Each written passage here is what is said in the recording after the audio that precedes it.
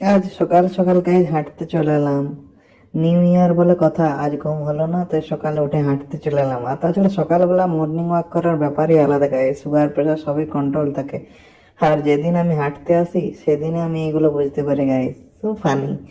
তারপরে গায়ে সকালে দেখলাম যে পায়রার দল উড়ছে, সকালের পরিষ্কার বাতাসে আকাশে অক্সিজেন খাচ্ছে তারাও।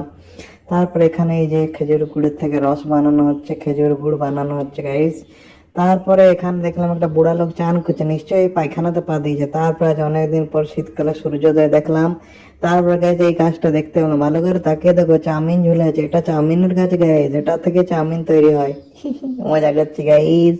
তারপরে বাড়িতে চলে এলাম, এই যে চা রুটি খেয়ে নিলাম সকাল সকাল হাঁটতে হাঁটতে হাঁটতে। তারপর আর কি, তারপর রেডি হয়ে গেলাম, আজ মাসি বাড়ি যাবো গাইজ। আমার 5টা মাসি কমেন্ট করে গাইজ তোমাদের কটা মাসি।